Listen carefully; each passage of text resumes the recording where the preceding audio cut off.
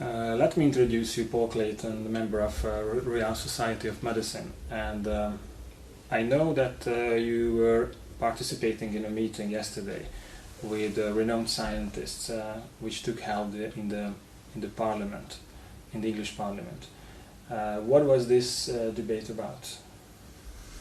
The British government, like every other government in the developed world, has a huge problem with degenerative disease.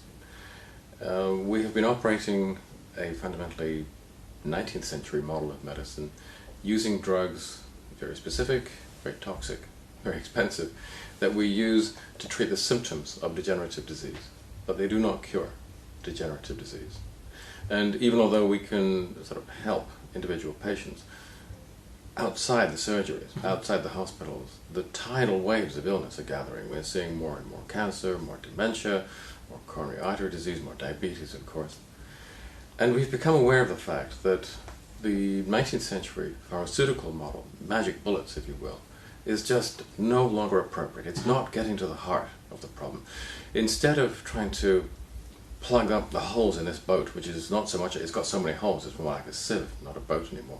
What we must do is to address the root causes of these illnesses and create a body of public health that is once again intact. We need to heal it.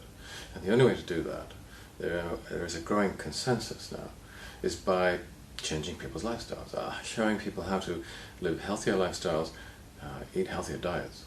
And that is the only way we're going to create a healthier public and give Britain and give Hungary the public health that it deserves and that it should have and that it can afford.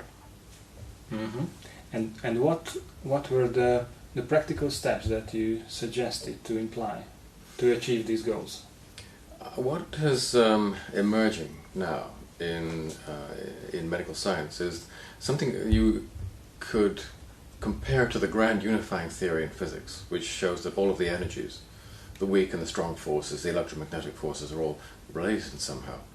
And what we're beginning to understand in medicine is that the different disorders, cancers, dementias, coronary artery disease, the arthritides, they look very, very separate. They look like islands separated from each other in the ocean. But under the surface, we now understand that they are all joined. That's all one mountain range, and it has one base. And at that base of this new unified theory of disease is a process called chronic inflammation. And we have discovered that people today live in a way that encourages chronic inflammation. So people are carrying around these bombs inside them which could explode as a cancer or a heart attack or a stroke. And what we need to do is to put out the fires. And we can do that in three very simple ways. Increase the amounts of anti-inflammatory nutrients in your diet. What are these basically? Well, there's three of those too, the rule of threes. So 1,3,1,6 beta-glucans, such as Wellmune, which improve the efficiency of the acute inflammatory response, so less of those go and become chronic. The omega-3 fatty acids, which are very well known, but should never be used on their own because they must always be combined with the partner anti-inflammatory compounds, which are polyphenols, which were first characterized in Hungary by Zseth Györgyi, the Nobel Prize winner. His work was forgotten, but it's now coming back. We now understand he was exactly right in many respects. So the combination of the beta-glucans, the omega-3s, the polyphenols, that is a combination that puts out the fires. The second thing you must do is to reduce those parts of your lifestyle which are exposing you to pro-inflammatory factors, which means stop smoking, but you already knew that. But it also means eating less pro-inflammatory foods. And the pro-inflammatory foods in shorthand, are foods cooked at high temperatures. So fast foods, because to prepare food very rapidly, you need to cook it at a very high temperature. And those high temperatures produce compounds called ages and ales and various other things, which are very pro-inflammatory. So I'm afraid no more McDonald's, no more Pizza Hut, none of that crap, and it is crap. Slow cooked foods, or foods cooked at low temperatures. That's the second thing. Third thing, more physical exercise, not exaggerated. I mean, I don't want you to go out running marathons because that's all pro-inflammatory as well. Moderate levels of exercise, which are important in helping you to maintain blood glucose levels, blood insulin sensitivity, and a good body weight. Now, not everyone is willing or able to spend time on the treadmill or the running track. People who are hemiplegics, quadriplegics, people who have connective tissue or neurological disorders who simply can't take very much physical exercise. And for people like that, it's amazing to be able to introduce some very interesting Korean science which shows that the benefits of exercise can actually be swallowed in a capsule. This is a herb called Gymnostemna pentaphyllum. The Chinese name is jiagulan, which means little herb of immortality in Mandarin. And what we have found is that it upregulates the same enzymes that exercise does and has the same effects.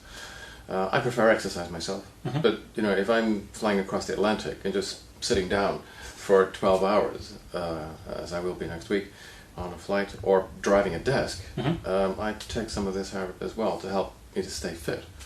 So there's three very simple things, they're very easy changes to make. I mean, I'm not asking people to just try and live on rabbit food or take all the pleasure out of their lives. You don't have to do that. Very simple strategies, and the effects are dramatic. Does the mainstream medicine accept these ideas? What are the opinion of doctors about these facts? Well, there's not much point talking to doctors yet. The people who understand this are the clinical scientists, the biochemists, the pharmaconutritionists, the physiologists, the cell biologists. That is where this new consensus is coming from. But it has not yet really percolated through to the doctors, and the reason for that is that the doctors are ring-fenced by the pharmaceutical industry.